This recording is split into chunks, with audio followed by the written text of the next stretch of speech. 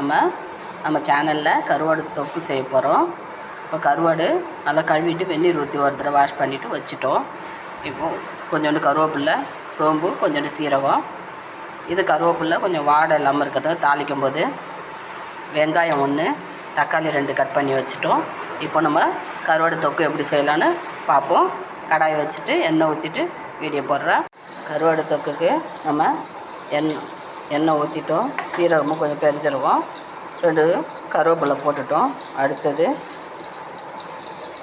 அடுத்தது நம்ம நல்லா வடிக்கட்டும். இப்போது அரிஞ்சு வச்சுருக்க வெங்காயத்தை போட்டுட்டோம். வெங்காயம் வதங்கிறதுக்கு நம்ம உப்பு போட்டுக்கலாம். கருவாடுங்கிறதுனால உப்பு கொஞ்சம் குறைச்சி போட்டுக்கிறோம்.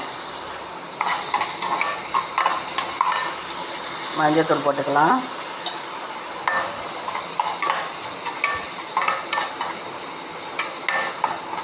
உப்பு போட்டோடனே நல்லா வதங்கிடும். வெங்காயம் போட்டுட்டோம். இப்போது அடுத்தது அரிஞ்சு வச்சுருக்கிற நம்ம தக்காளி கொஞ்சம் கருவேப்பிலையும் சேர்த்துருக்கணும் கொஞ்சம். ஏன்னா நல்லாயிருக்கும், அந்த கருவாடோட டேஸ்ட்டு சூப்பராக இருக்கும்.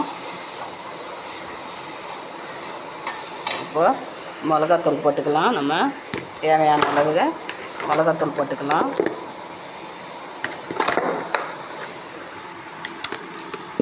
மிளகாத்தூள் போட போகிறோம். 1 ஸ்பூனு கலந்த மிளகாத்தூள் போட்டுட்டோம். 1.5 ஸ்பூனே போட்டுட்டோம். அப்போ தான் நல்லாயிருக்கும். ஏன்னா அந்த தக்காளி கருவாடு இல்லை டேஸ்ட்டுக்கு நல்லாயிருக்கும். இப்போது நம்ம தண்ணி ஊற்ற வேணாம், இது வதங்கட்டும். இப்போ தொக்கு நம்ம கருவாட்டில் நம்ம தண்ணி ஊற்றலை, தக்காளியில் தண்ணி ரெடி வந்துச்சு பாருங்கள். நல்லா ரெடியாகி வந்துச்சு. தக்காளி நல்லா வெந்துச்சு. இப்போது நம்ம கருவாடை இதில் போட்டுடலாம். நல்லா வடிகட்டி வச்சுட்டோம், அதனால் அதில் தண்ணி இல்லை. கருவாடு போட்டுட்டோம். நம்ம உப்பு போட்டிருந்தோம். இப்போ கொஞ்சம் நம்ம தண்ணி ஊற்றிக்கலாம்.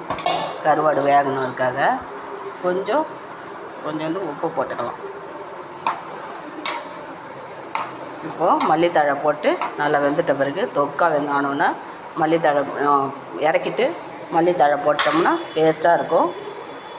ரொம்ப நல்லாயிருக்கும். இது நம்ம என்ன சாம்பாருக்கு, கீரை கூட்டுக்கு, எதுக்கு வேணால் நம்ம சாப்பிட்லாம். சூப்பராக இருக்கும்.